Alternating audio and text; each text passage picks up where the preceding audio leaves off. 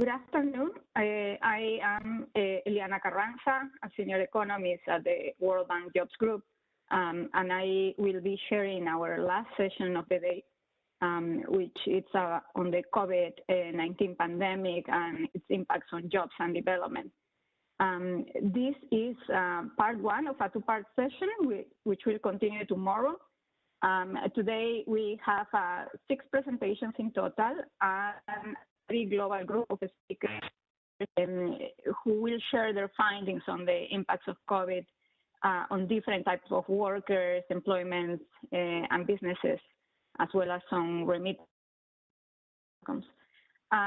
So before moving to the excellent presentations we have in a schedule for you, some housekeeping information. First, this session will be recorded. I would like to remind all in attendance to remain in mute and to activate your microphone and camera only when it's your turn to participate. Each participant will have 8 minutes to present. If the audience has any questions, please place them in the chat. I will be moderating the questions and give each presenter 2 to 3 minutes for responses immediately after the presentations. And time allowing, we will have a final round of questions before closing the session.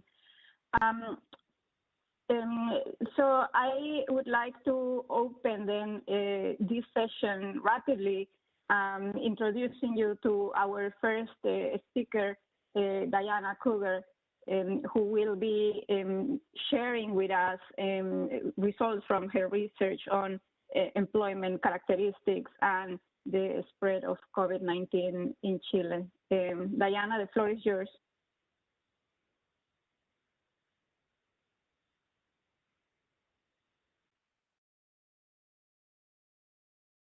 Thank you very much. I'm wondering if you can see my presentation.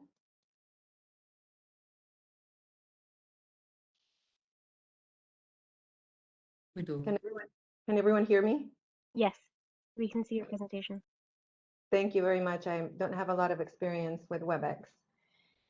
So this is, thank you very much for the introduction. I'm going to be sharing with you today very quickly some results from my work with Matthias Berthelon on the determinants of the intensity of COVID. For now, that's the variable that we're going to be looking at. I know that a lot of the papers that will be discussed later are about the effects of different aspects of COVID on employment, but this is the reverse question that we're interested in looking at, which is how are employment characteristics of a local labor force, or whether and how they're related to the intensity of COVID spread and we'll be looking at this at the municipal level. So I'm just going to summarize this slide very quickly. In the last 18 months since the pandemic began, there's very large body of research that has looked at this question: what are the medical or hygienic factors and also the socioeconomic determinants of COVID spread in a community? And among the questions that have been asked is how does population density, access to public transportation, race, in income, education, how do these affect, or how are they related to how fast COVID spreads, what's the intensity, and how has it affected death rates? Most of this work has focused on the United States and European countries. And we know relatively less for now. If anyone knows of other research, our work is in early stages, so I would really appreciate if you would like to send us any kind of links to working papers or published papers. But as far as we know, this question hasn't been explored yet outside of Europe and the United States. So we're going to be looking at Chile, which is technically a high-income country, but in most other aspects, other than GDP per capita, it's really a middle-income country. That is my own personal opinion. And we're going to be following the approach in this recent literature, which is to exploit differences across municipalities, pre-existing characteristics of municipalities before the pandemic and see how these, or whether these were correlated with the spread of COVID in its initial wave. And we're going to be focusing on the initial wave of COVID because after, and I'll be, well, I can just jump into that right now, but we're especially interested in seeing how occupational structure at the local labor market or among the local population affected the spread of COVID. We would think that the occupation structure can affect COVID contagion for at least two channels. Firstly, some tasks have higher likelihood of infection because of the nature of the task itself. And some occupations can be potentially carried out from home while others may not. And this last point is also related to inequality, which is a serious problem in Chile and other countries as well. And we're just starting to look at that dimension as well. So just very briefly to give you a picture of how COVID, what's the story of COVID in Chile. We're going to be focusing on this initial period. I'm not sure if you can see my pointer, but we're going to be looking at this first period because after July of 2020, the government began to implement a lot of social distancing measures, very strict lockdowns, this period where COVID looks to be in control. We were pretty much stuck to our homes with very strict enforcement of stay-at-home orders. And so these are all endogenous. So we're going to be looking at this first period when we're interested in seeing whether the occupational distribution in municipalities had anything to do with this spread that occurred right here. We've also included this ladder in orange shading just to show when vaccines starting, in addition to lockdowns and social distancing measures. And that little bar right there, just to try to end on a good note, because COVID usually leaves me feeling very sad. That's the moment that Chile crossed the 70% of population being vaccinated. And it's really interesting to see I think it's called the herd effect happening, and we're doing really well right now. So, but continuing with the paper, the approach is very simple because of data limitations. So we're going to be estimating a linear regression at the municipality level. And on our left-hand side, we're going to be looking at the rate of contagion in a municipality. And on the right-hand side, we're going to be controlling for municipal characteristics. I'll be telling you more about that in a moment. And also, we're going to control for industry variables. We tried regressions with and without. We don't have a lot of observations, at least not compared to what I'm used to working with, but I'll be showing you the results don't really change with or without those industry variables. So it looks like the task, the nature of the task of jobs is what is related to the infection intensity. So one thing we expect is that after that initial wave, as the government implemented nationwide policies to contain the spread of COVID, we expect this relationship with occupational structure to wane because other things are affecting people's behaviors. And we'll be able to show that in our regressions. We used administrative data, which is published daily by the National Science Agency. The Ministry of Health gives them the data about daily case reports, and they publish it on a website and update it every day, except weekends. And the pre-existing municipality characteristics are going to come from the latest round of Chile's socioeconomic survey, CACEN, and it's representative at the municipality level for most of Chile's municipalities. So our sample includes 324 out of 346 municipalities. There was also a census that year in 2017, but it does not have, the nice thing about the CACEN survey is that it has the 4-digit level ISCO codes for occupations, which allows us to look at the nature of tasks of the jobs and how they relate to COVID intensity. So just, I don't want to, bore you with or expect you to read all of these, but our dependent variable measures the number of confirmed cases per 1,000 in the population. The municipal level variables that we're controlling for are income per capita, population density, urban share of population, poverty, percentage of the population that uses public transportation to go to work, and some specifications will control for share of workers in each industry. And we're very interested in whether the structure of occupations affects the intensity of COVID. We construct, in addition to looking at occupational groups, we construct two variables that are of interest. What percentage of the local labor force could potentially work from home? And what is the occupational skill level associated to these occupations? And just very briefly, I have less than 2 minutes. The probability of working from home, we followed an approach by Dingle and Neyman, which is being followed by a couple of other people looking at telecommuting and COVID. And we use the ILO classification of skills to each of the 8 major occupational groups. So just to show you very visually, this is a map of Chile spread into 3 parts because it wouldn't really fit on the PowerPoint otherwise. And what's interesting is that if we look at skill levels and where are workers of highest skill, going back to the inequality implications of our work, most high skilled workers are concentrated in about 4 or 5 municipalities in Santiago, and the rest of the country is pretty much low skill or medium skill workers. What do our regressions tell us? So up here are the municipality controls. I'm not going to talk too much about those.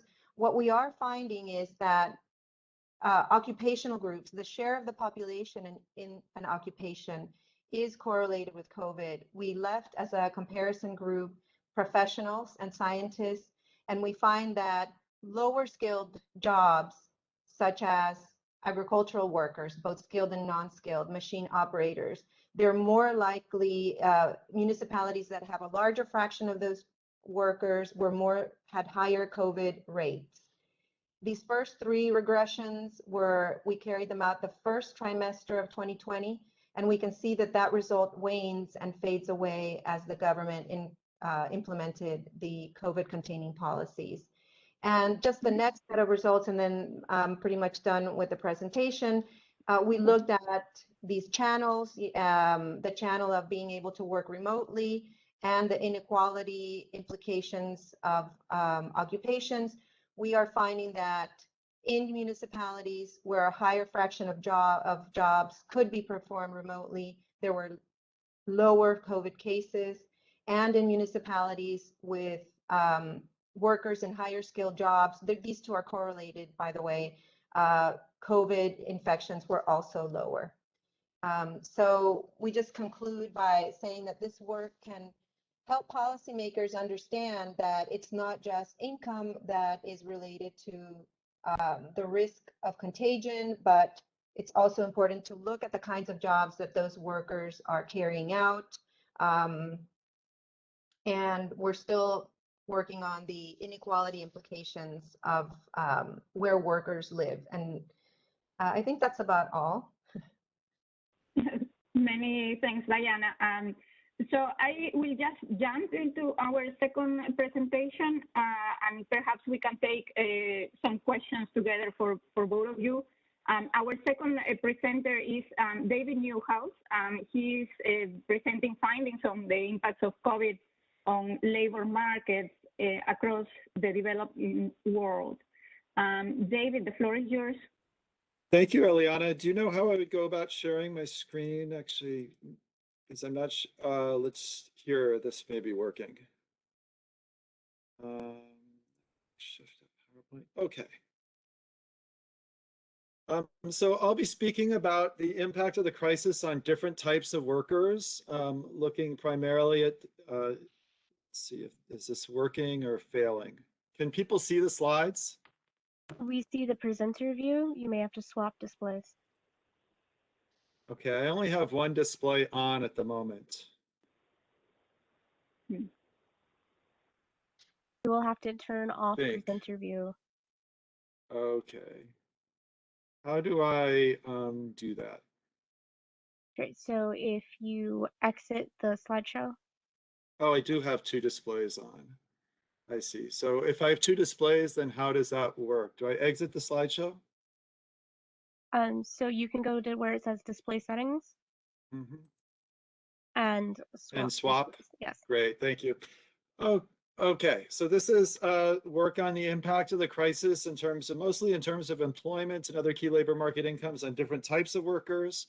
This is joint work with Maurice Kugler, who's at George Mason, Mariano Vierlas from CEDLAS, who's also in the audience, Daniel Duque at the Norwegian School of Economics, Isis Gaddis, Para Palacios Lopez, and Mikhail Weber, all from the World Bank, all of whom are here. And so there's a large and wonderful team to work with. I'll first talk about the objective of the work, some issues we have with the data, go through the main findings, the robustness checks, and the conclusion, all in 7 minutes or whatever it is. Our objective is to analyze the initial impacts of the COVID-19 pandemic for different demographic groups.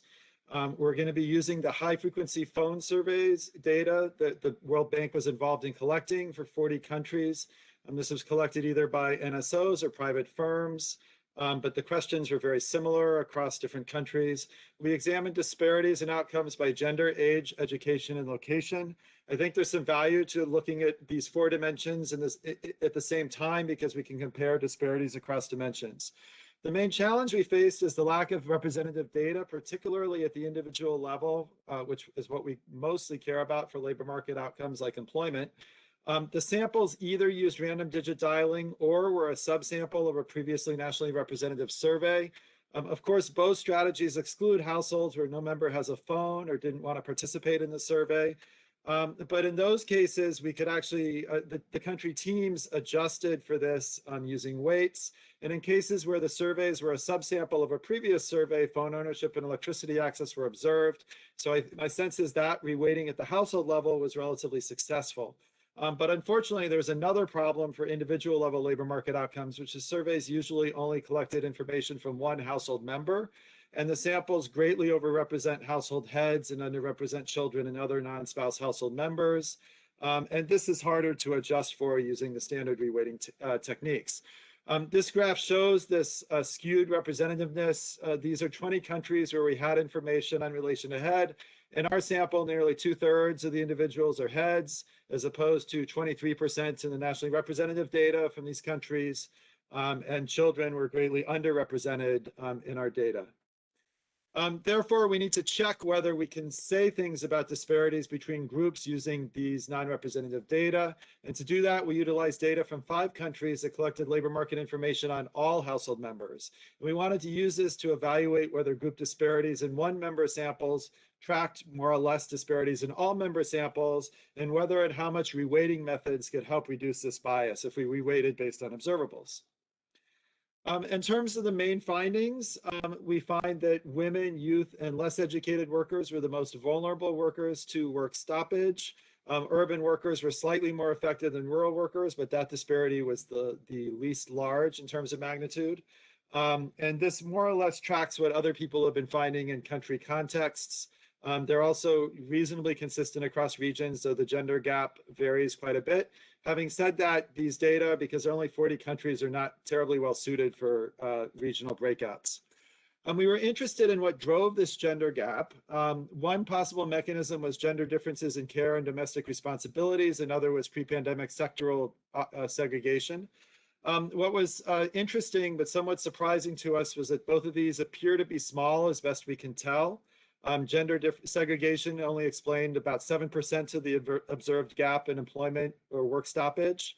And that's because women were much more likely to stop working even within the same economic sectors. So I think we need to better understand why that was the case, but often people asserted that the occupational segregation was a key factor between the gender disparities in work stoppage, and we don't necessarily corroborate that. We find, in terms of looking at the patterns of types of employment, we generally find no major disparities and differences in terms of the share of wage employment, except by age, where young workers were much more likely to lose wage employment jobs. We have a limited amount of data from April to October. of 2020, sort of the evolution of the crisis after the initial impacts. This is only from 13 to 17 countries, so we can't really put too much stock in it. But it does seem to suggest that employment rate increases were bigger for those groups that were initially more disadvantaged, such as women and less educated workers in particular. The robustness angle was really important because of the non-representative issues that I mentioned earlier. What we found somewhat reassuringly was that the disparities by groups, with the exception of age, were more or less similar when looking at all members as they were when looking at survey respondents. This was also a bit of a surprise, but a bit of a relief. Because it shows that even though we're overestimating employment overall, the gender disparities are pretty accurate from these data in the 5 countries in which we looked. We also were able to look at changes in Colombia and Brazil, where we had pre and post-crisis data covering all household members. We simulated a COVID survey that was non-represented and looked at the differences between that. And again, with the exception of age, these non-representative surveys were still tracking differentials pretty well. So that was quite reassuring. So in terms of the conclusion, I'd say the evidence so far is showing that the brunt of the burden from the pandemic was borne by women, young, less educated, and to a lesser extent, urban segments of the workforce.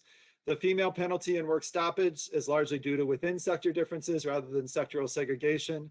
And between April and October, employment increased moderately, but not enough to offset the initial large negative impact.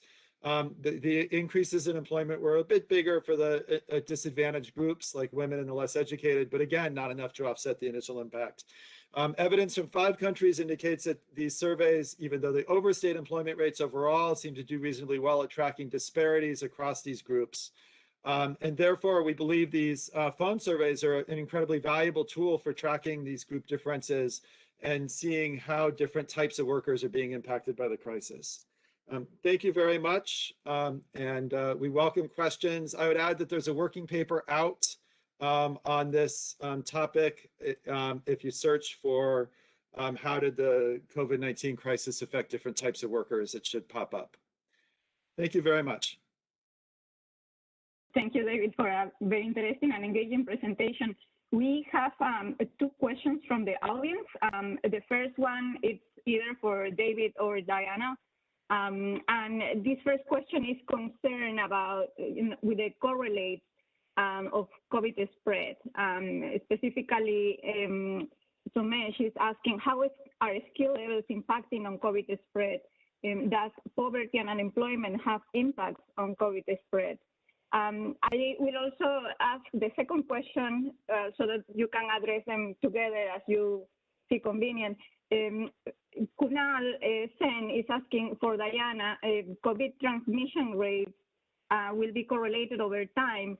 It wasn't clear from your presentation how the empirical strategy addressed serial correlation, and also how do you address the spillover effects across municipalities.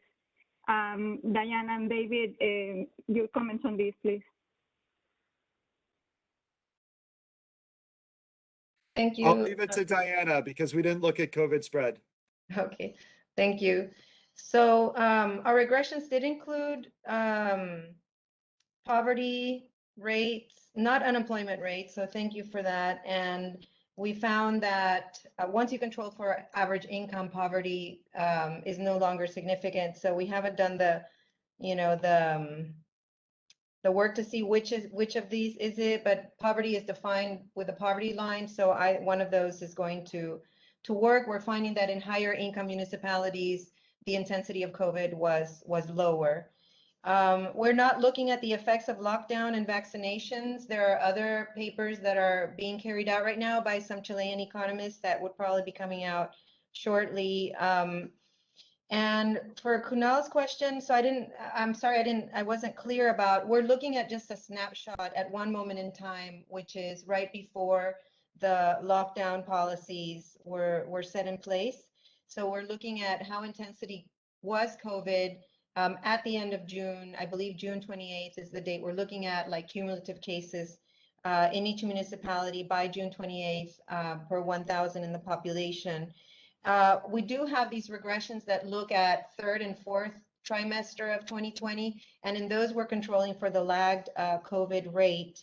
But we're not looking at this. There are some papers out there that do look at the dynamic evolution of COVID, but ours is really just looking at this one point in time and seeing whether the intensity at that point in time was affected or influenced by occupational structure. Thank you. About spillovers, I just wrote a note to myself. We can include neighbors, COVID rate, and I'm not sure, I have to look at the survey with my co-author, if we can include municipality, the COVID rate at the municipality of employment. That may be harder to do. Mm-hmm. Thank you, Diana. Thank you. Next, we have Hernan Winkler from the World Bank. Hernan will be presenting on the rise of formal remittances since the beginning of the pandemic.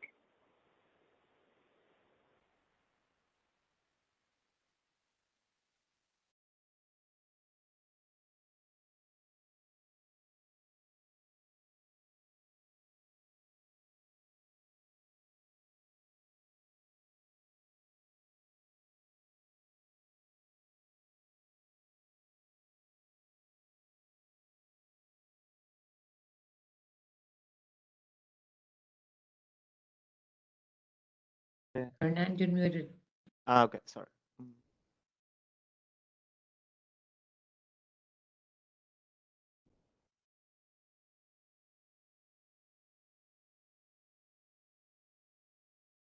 You can hear me now? Sorry. Yes, Yes. We can hear you clearly, Hernan. Okay, Please. okay. Sorry about that. Okay, so this is a joint work with Lelis Dinarte from the research group at the World Bank, David Jaume from the Bank of Mexico, and Eduardo Medina, University of Illinois. Since there is not a lot of time, I will try to be fast. I will jump to the motivation. As you know, when the COVID-19 crisis started, many international organizations, including the World Bank, predicted a massive decline in remittances. As of April 2020, the predictions were like they would drop by 20% during the year. But as data on formal remittances started to being reported, the opposite actually was happening. As we can see here in this graph, as of September 2020, in several countries, remittances actually increased a lot. For example, in the DR or Jamaica by more than 20%, and in many other countries they didn't even fall, which is also surprising. And this was not just confined to lag. In other countries from other regions, we also see the same. In Bangladesh, Kosovo, Pakistan, remittances, for example, increased substantially. But also, household surveys were being collected at the same time during 2020. And when data started to be available, our preliminary estimates, for example, for Mexico and the Dominican Republic, using the main household surveys used to monitor poverty and labor market, they show that remittances inflows in current US dollars fell by 8% and 2% in 2020. Also, the World Bank high frequency surveys that David was just discussing, they also show that remittances fell for most remittance recipient households in Latin America, but also in other regions in 2020. So how can we reconcile these results? The fact that official estimates show an increase, but household surveys show a decline. We started to look at the different arguments that were being, the different hypotheses to explain the rise in official flows. One of the very popular ones was the rise, the very large US fiscal stimulus package, the CARES Act, that may have benefited migrants directly by them receiving cash transfers or very generous unemployment insurance packages, but also indirectly by stimulating the local economy. The problem with this hypothesis is that it doesn't explain why household surveys actually report a decline in remittances. It also doesn't explain why countries such as Bangladesh or Pakistan or Kosovo, who do not have a high share of migrants in the US, also experience an increase in formal remittances. The second hypothesis was an increased altruism during the crisis, the fact that many migrants may have felt more generous towards their families back home during the crisis, but again, this doesn't explain why household surveys report a decline in remittances. Another popular hypothesis for which we find some supporting evidence is the acceleration in the formalization of remittances. this has been a trend. I mean, even before COVID, as people became more and more included in the financial system and the cost of sending remittances through the financial channel declined, many people have argued that this explained the secular rise in remittances across several countries. Now, COVID made this, accelerated this in a matter of days because people just cannot simply travel even within countries, across countries. It was even the shipping options were affected. So it was difficult to send packages or goods or cash back home. So we exploit this in the fact that we have data for Mexico in the following way. We argue that if informal remittances were substantial, then we should expect an increase in official flows in those areas where they're more than before. Mexico, it's very difficult to see informal remittances, to measure them. So we use the distance to the US border crossing as a proxy for the cost of sending informal remittances before COVID-19. So if the hypothesis of the informal to formal substitution is true, we should see a larger increase in official flows in those areas closer to the border. And we find some evidence supporting this. We find that a 10% increase in travel time to the nearest border crossing reduces remittances by about 0.4% during COVID-19. This is a robust result. And then we rule out alternative hypotheses at the local level, such as the CARES Act or increased altruism. It's an important caveat that I should mention. We look things at the local level. We cannot say if the CARES Act, altruism, or other factors explain things at the aggregate level.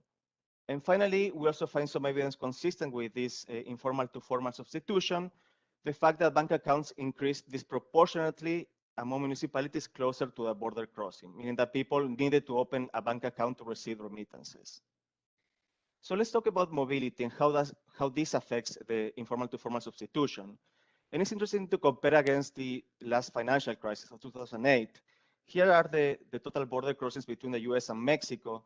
And you can see that in 2008-9, mobility didn't really change that much. But in 2020, geographic mobility border crossings declined by 70% at the peak of the crisis. And this is connected to this other chart also, showing the unemployment rate in the US of Hispanics of Mexican origin in red, you see here, and in blue is total remittances to Mexico.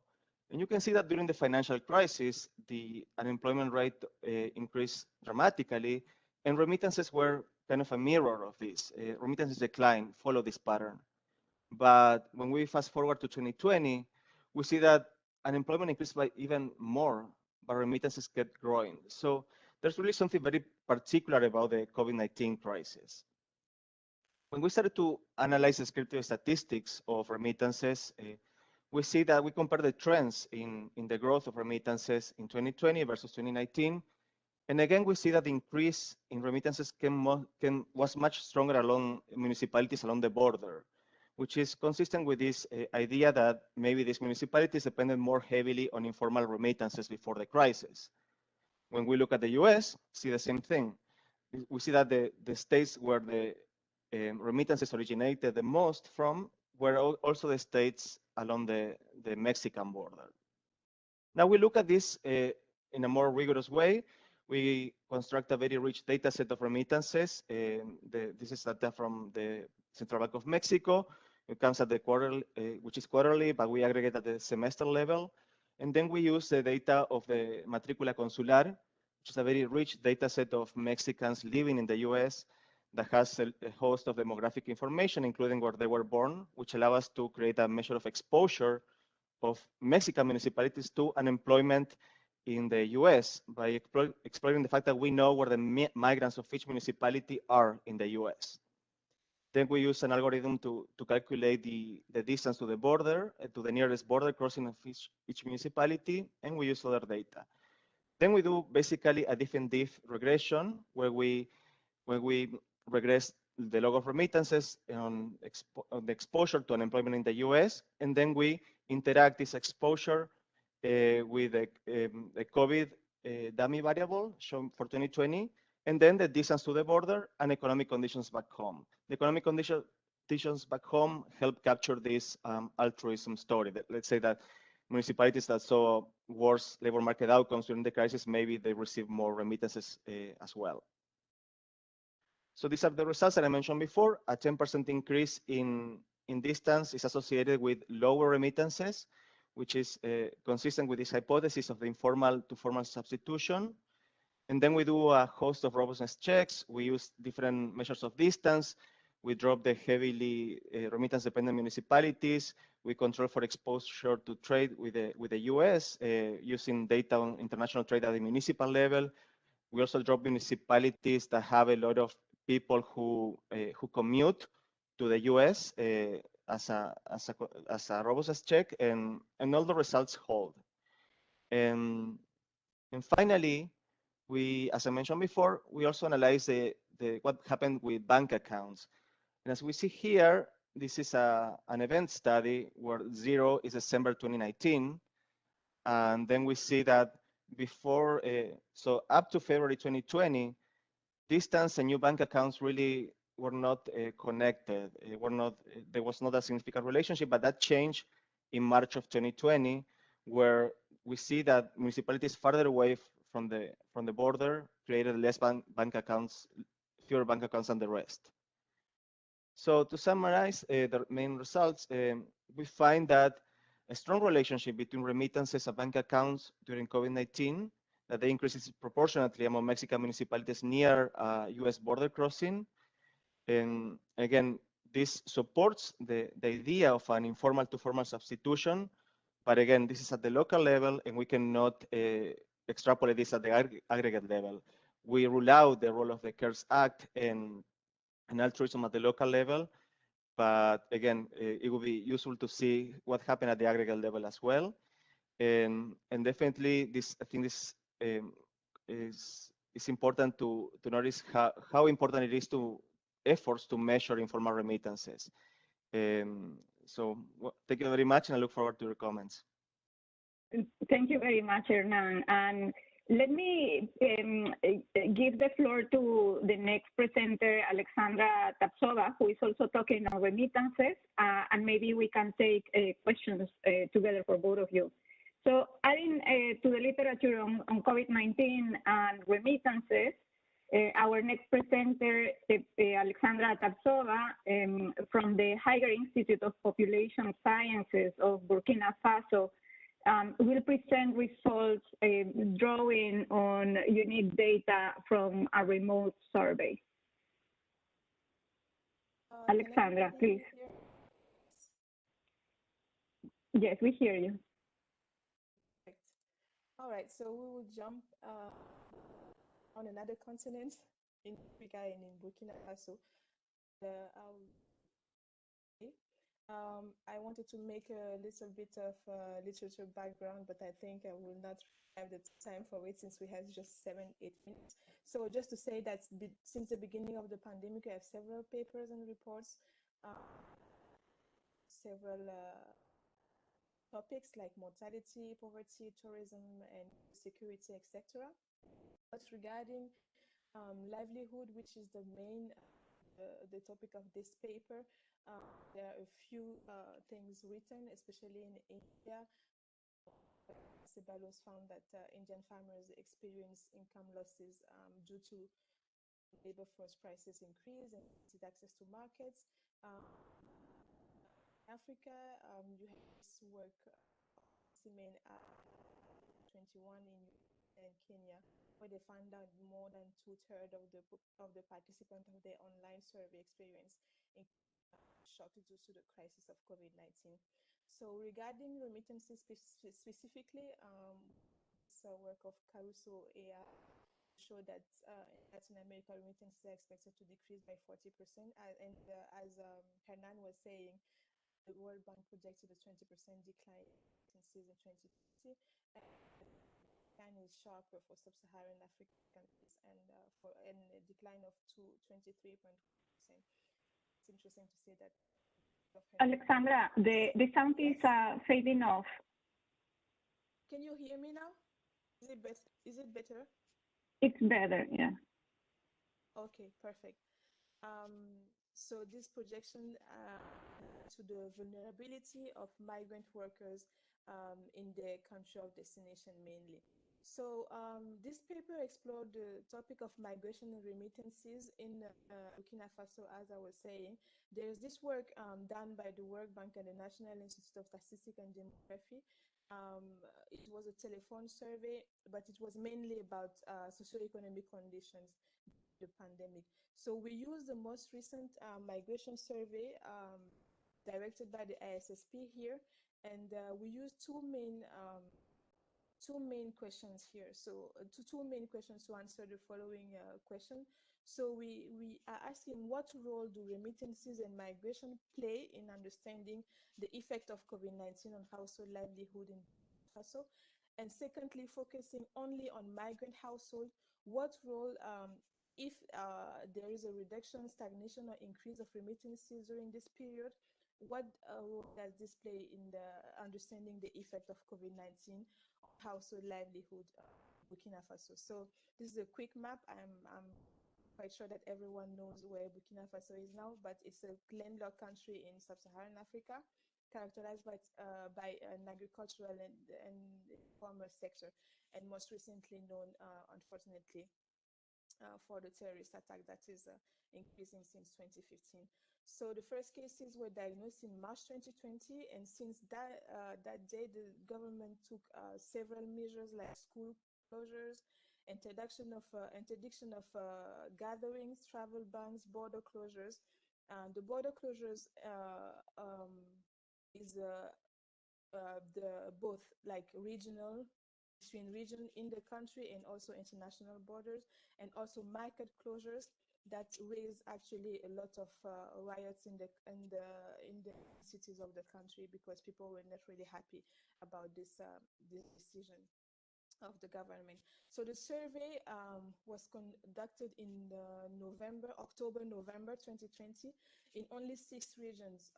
The 6 regions were surveyed according to their migration concentration and their security status, because we cannot go anywhere at the moment, basically.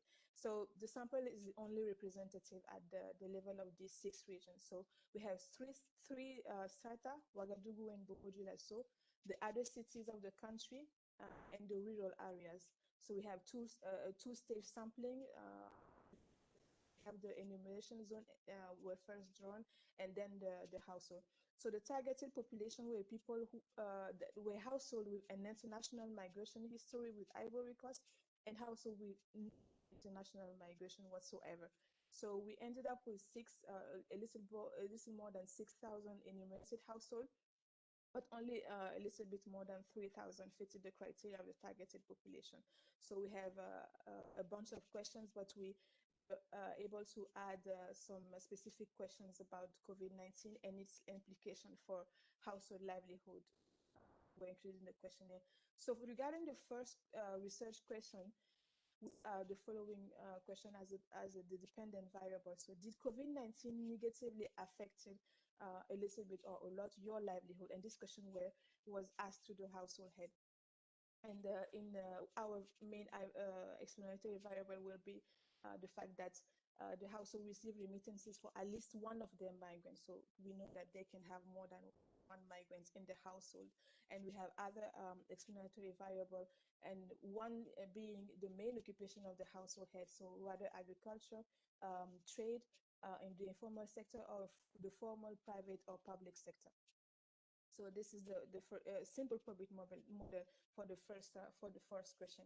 And then for the second question, where we look specifically at migrant household and whether the remittances increase or decrease during the after the pandemic. So the dependent variable is still the same, but the main explanatory variable will take one if the amount of remittances sent by the migrants stayed the same during the pandemic, or increase, or 0 if the amount diminished or stopped during the pandemic.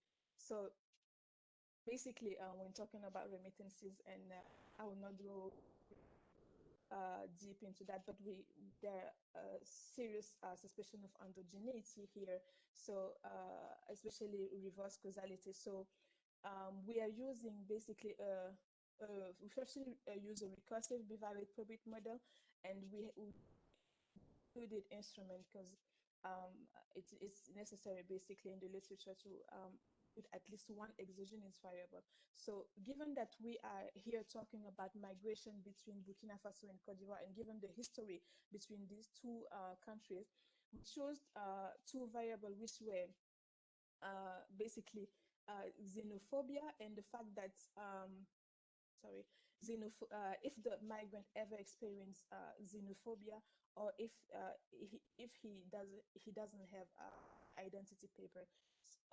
So we think that this can actually be a good instrument. I don't really have time here to to go deeply here why. And then we use the two-stage residual inclusion estimator to address also the endogeneity of remittances.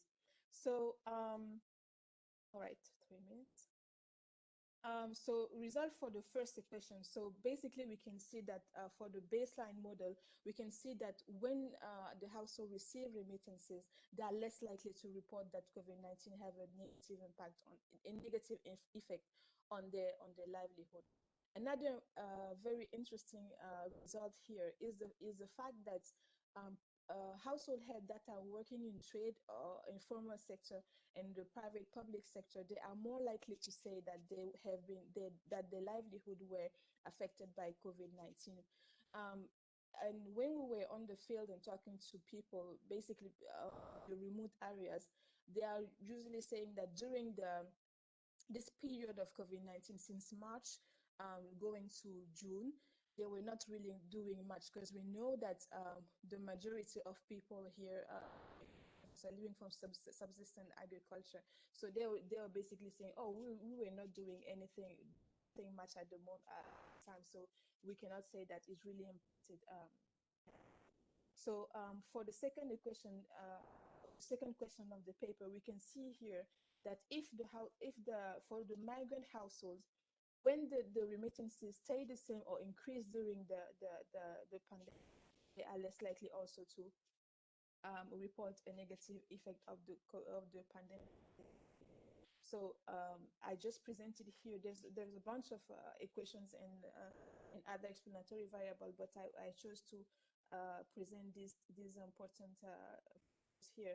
And you can also see that the main occupation of the household head is going the same direction, so that it's only significant for people who are working in trade. And you know that they were not really able to travel and access to market as well. So for the last minute, I'll just present the last slide of results using the two-stage residual. No, this is this is the recursive flow root model, and just to show that it's going in the same direction, and also the result for the two-stage residual inclusion, and the results are also going in the same way with the two instruments here for the remittances. So to conclude here, I would say, so this paper analyzed the relationship between remittances and household livelihood in the context of COVID-19. And we saw that households that receive remittances are less likely to report a negative effect of the pandemic on their livelihood. So these results like the importance of the role of remittance supporting the household when they face shocks, and especially as Mr. Urata was saying in the previous session, that it is important for the policymakers to help people have more access to digital sending, because with the pandemic, it was basically not possible to send money through. So I will use here his recommendation also, and I thought it was a good recommendation for this paper as well. So thank you very much, and thank you, Diana. Thanks to both of you, Hernan and Alexandra, for this very insightful research. And I want to take questions from the audience, but if the audience is not ready, perhaps I could ask Hernan. You mentioned that the distance to the U.S. border matters for remittances, but remittances also increase in countries that do not share a border with the U.S. or other migrant hosting countries. So how do you explain this? Thank you. That's a great question. Yeah, the issue with informal remittances is that they're very difficult to measure. I mean, they entail millions of transactions on trips, people sending packages back home. I mean, sometimes the definition of remittances is not exactly what people have in mind, which is just a cash transfer. It involves the movement of physical goods across borders too. And so, I mean, it could be that even before COVID, people were sending packages back home, and when this was no longer an option, they felt that the only option was to send money through the financial system. But again, it's a big limitation of anyone studying informal remittances is that they're very, very difficult to measure. And that's why we use distance to the border as something that can help us identify the cost of sending informal remittances before the COVID-19 crisis. Many thanks, Hernan. So moving to the following presentation now by Jesica Torres from the World Bank. Jesica is documenting the heterogeneous impacts of COVID across different firms, and she examines one important dimension of heterogeneity, which is that across women and men business owners. Jesica, the floor is yours whenever you're ready. Thank you, Eliana. Can everyone see my screen? I think that's correct, right? Yes, we can see your screen. Yes, we do. Thank you. Yeah, thank you. So on behalf of my co-authors, let me thank everyone for this opportunity, to the organizers to present this work. This is joint work with my colleagues at the bank, Franklin Maduco, Isis Gadis, Leonardo Jacobone, and Kathleen Beagle. And yes, what we look at in this paper is the potentially different impact that the pandemic has had on women-led firms relative to their male peers. You don't see me? Oh, I'm sorry. Can you see me now? Yes. Okay. Thank you for letting me know. What we also explore differences in the way men-led firms and women-led firms have been responding to the crisis, and differences in their access to public support. We do this exploiting a unique data set that covers close to 40,000 firms from 49 countries in the full spectrum of the income distribution. We have low income countries, middle income countries, and high income countries in our data. And so we have a larger coverage relative to other studies that have looked at this question. And more importantly, our questionnaire, the survey that we exploit, covers dimensions that are critical to the design of policy recommendations. I'm going to highlight in this presentation results that are related to microfirms and businesses in the hospitality industries that are groups that have a disproportionate fraction of women. And I'm also going to talk about some differences in patterns, some patterns in countries that have been more severely affected by the COVID-19 pandemic. But in our working paper, you can see the full set of results for all these outcomes in the rest of the size distribution and the sector distribution. So this survey that we exploit has been a World Bank-wide effort and has been implemented in collaboration with country-level counterparts. This initiative is still ongoing, and in several countries we have now collected 4 waves of this survey. But in this paper, we only look at the early impact of the pandemic, the months from April through September of 2020. We have a sample that covers micro, small, medium, and large businesses. Businesses from no employees to more than 1,000 employees, and in the main major sectors: manufacturing, retail and wholesale, the hospitality industry, and other services.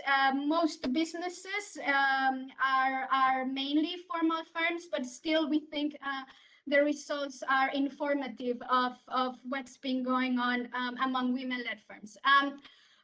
We define a women-led firm as a business where the top manager is a woman, and or the business has at least one female owner, and this variable is captured explicitly. It's been collected explicitly in 30 countries. And in the remaining 19 countries, we proxy this indicator using the gender and position of the respondent. And in the protocol for the implementation of this survey, the suggestion was to interview either the top manager or the business owner of the firm, and that's why we have been able to access this information while ensuring comparability of the data. Even though our data is not representative for the gender of the business owner, still we find in the data patterns in the fraction of women-led firms across geographic regions, for example, or across sectors that are consistent with findings from previous studies. Our methodology, we rely on both conditional and conditional estimates from linear specifications. The unconditional specifications are very simple. They control for the timing of the survey, the geographic region, the income of the country, and the severity of the shock. And we proxy that using data from Google mobility trends. We look at how severely mobility was affected. Our conditional estimates are similar, have the same controls, but we add the size and the sector of the firm, and we interact size, sector, income, and this measure of the severity of the crisis with the indicator for whether the business is led by a woman or by a man. So we are able to present average results. We look at average gender gaps, but we also zoom in on particular groups within businesses of a specific size or businesses in a specific sector. And again, that's what I'm going to briefly touch on in this presentation in 3 groups of results. First, the shock. Second, how businesses differences in how they are responding. And finally, differences in the rates of access to public support.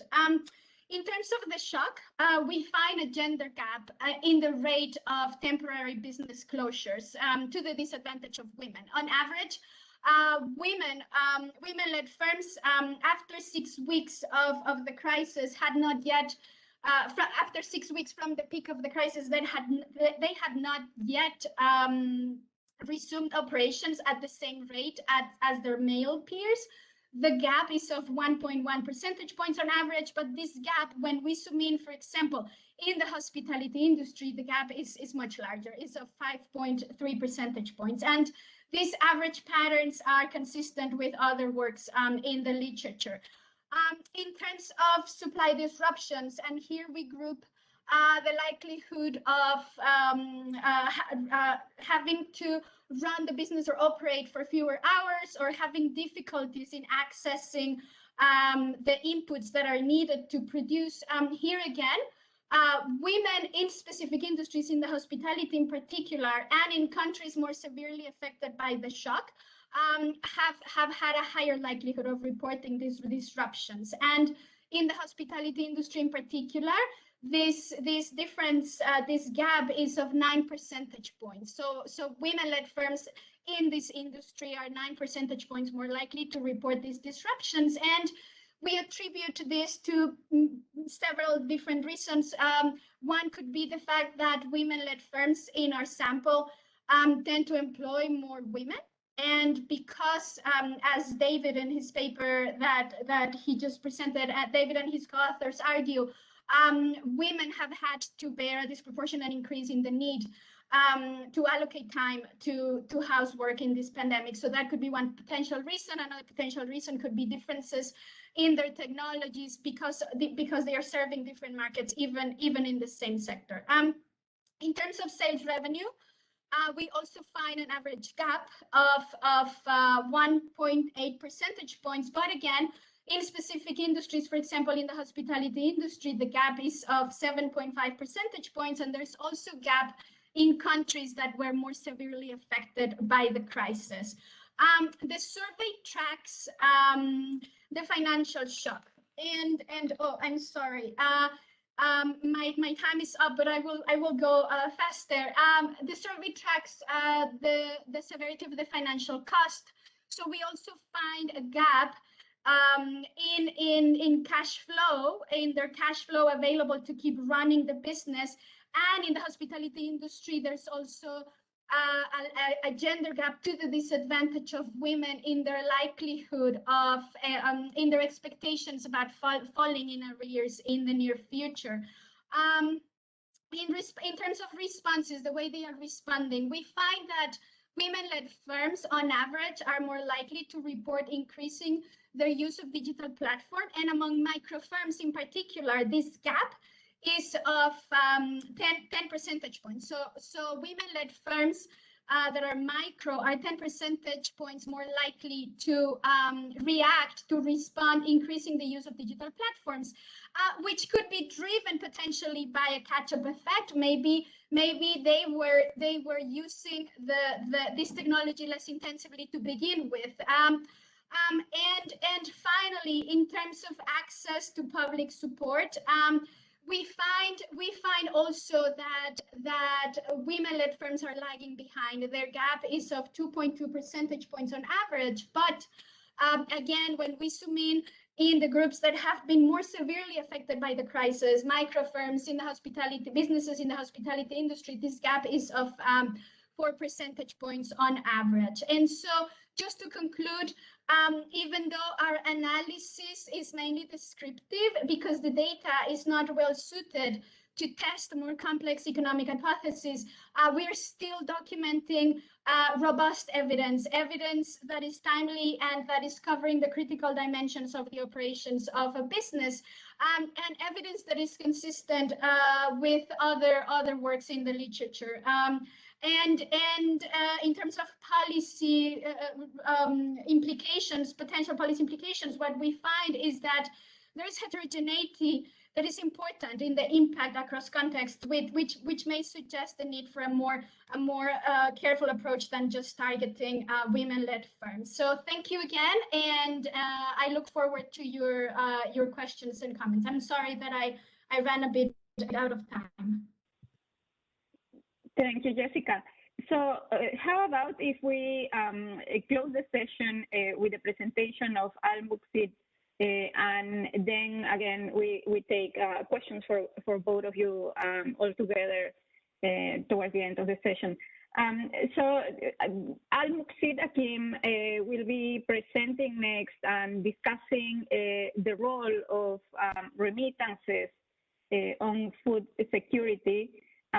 He comes from Mohammed VI Polytechnic University of Morocco, and is presenting us evidence from his research on remittances and food security in Nigeria.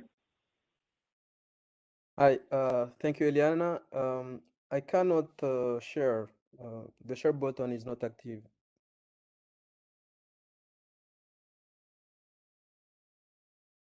I made you the presenter. You should be able to use it now. No, still not.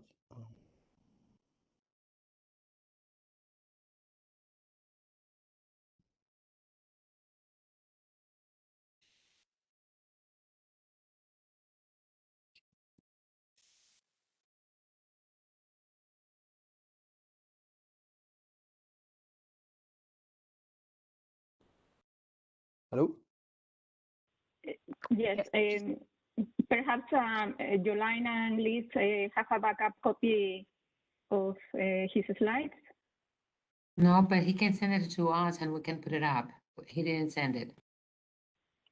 Okay, then let me give a few minutes to Jessica to comment on a couple of questions that we have received from the audience for her. The first person is asking Jessica if she could please comment on the relative importance of barriers to entrepreneurial activity and how this has changed as a result of COVID versus changes in the demand faced by women entrepreneurs in the sectors in which they operate, and what role play this in explaining the deterioration of women business outcomes. A second participant is also asking for Jesica if there is a way to capture COVID grant lockdown implemented at the center or COVID spread on firm level heterogeneity. Jesica, you have 1 to 2 minutes to comment on this. Thank you. Thank you, Eliana. Yes, and thank you for these questions. Regarding these barriers to the changes in the demand, I can try to answer that question. That's one of the potential drivers that we talk about in the paper. Maybe part of the reason why we observe some of the patterns that we do could be driven by that fact. And yes, Al, I can see your screen. It's been documented in other papers that, for example, in Ghana, and I don't know if Isis is still connected, but she knows this literature very well, that women in the garment industry, women-led firms and men-led firms are tailored. Women-led firms are serving women as customers, and male-led firms are specializing in male clothing. So that could be one of the potential reasons why we are observing the patterns that we do. In terms of capturing the lockdown at the firm level, so what we do to try to control for that, that's why we introduced this variable from Google Mobility Trends. It mirrors at the national level and even at the local level, is highly correlated, for example, with these measures, the lockdown restrictions. If you go to the Oxford lockdown database, for example, and you plot the two variables, you will see that the correlation is almost 1. So it is a very good proxy for what's going on at an aggregate level.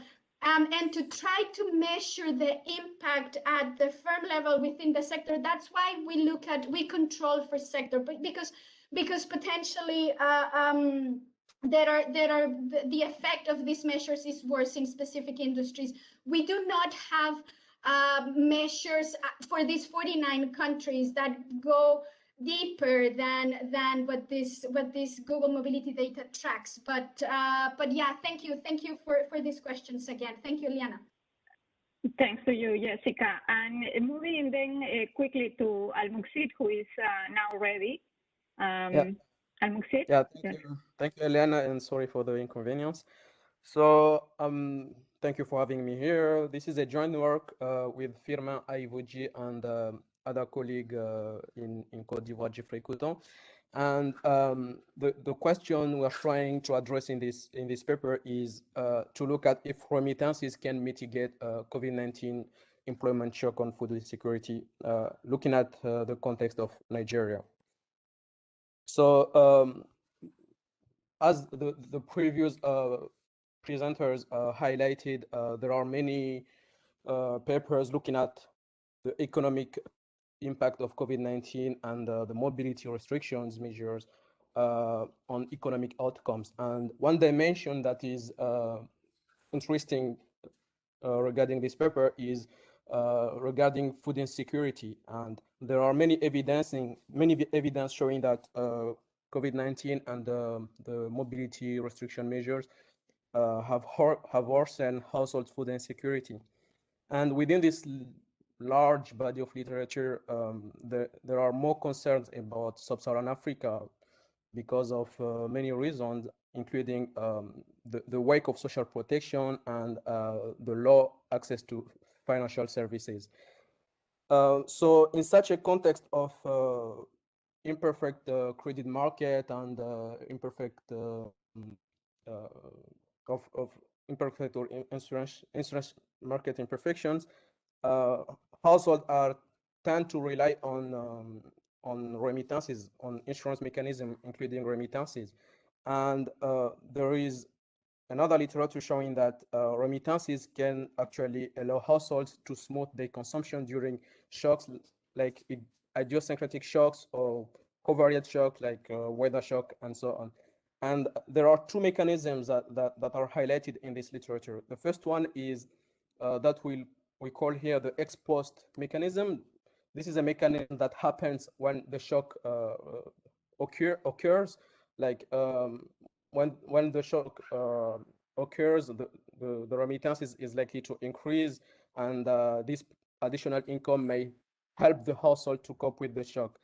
So, but in this context of COVID-19, we think that this mechanism is unlikely to operate because the COVID-19 hit also and hardly the origin locations of remittances. But there is another mechanism that we call ex ante mechanism that is highlighted in this literature, is a mechanism that happens before the shock occurs. For example, when the household receive remittances, the household may use part of these remittances to increase his savings, or to access to credit, or even to invest in more productive activities. So in this paper, we are going to focus on this ex ante mechanism and trying to look at how remittances may help the household mitigate the impact of COVID-19 on food insecurity in Nigeria. So just the main findings, the first we find that the remittances absorb entirely the shock, especially at the early stages of the shock. And we do find evidence of this what we call ex ante mechanism through what we call the capital channel. Especially, we found that this mitigating effect of remittances is amplified by formal financial inclusion, livestock ownership, or rental earnings. So how do we do that? So we use household surveys data. Actually, we use 6 waves, including 2 waves before the pandemic happens and 4 waves after the pandemic. That will allow us to design a difference in difference approach that is specified as follow. So we regress the food insecurity on the shock and the interaction between the shock and receiving remittances. So let me present a little bit how we measure these 3 main variables of interest. So the shock at the household level, we say that the household experience a shock when there is whether any member of the household stopped working due to coronavirus restrictions, or not able to farm due to movement restrictions. So remittances here is a Jimmy variable indicating whether the household received remittances before the shock happened 1 year earlier. 1 year ago, and the food insecurity score is an aggregating number that's ranging from 0 to 3. Okay, thank you, Eliana. And so this is how we measure these 3 variables, and our main parameter of interest is the beta one, that is capture the mitigating effect, and it is expected to be negative if actually the remittance mitigate the impact. So we go further by investigating this capital mechanism test by splitting our sample between household with capital and no remittances, which is the group of friends, and we compared this group with household with remittances and capital. So let me go straight to the main results. So here you see the impact of the shock over time, and you see that the shock is persistent over that time. And the mitigating effect here, you see that it is significant only at the early stage of the shock, when the shock happens, but it becomes non-significant over the time. And quickly on the result of the mechanism test, here we see that having access to capital amplify the mitigating effect of remittances that support our ex ante mechanism. So quickly, the key takeaway messages.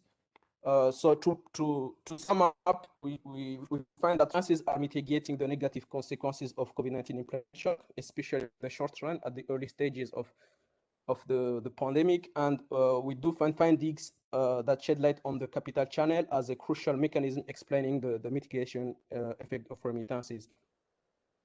Two main policy implications. First, we can say that remittances are an important private element of social protection that worth considering. Me contó algo, pero quería ver cómo estaba la cosa, cómo esto está cambiando. Please mute everybody. And finally, we can say that the remittance provided protection has to be considered as complementary of the existing social protection, but because we saw that this protection operate only at the short term, not over the time. So thank you for your attention.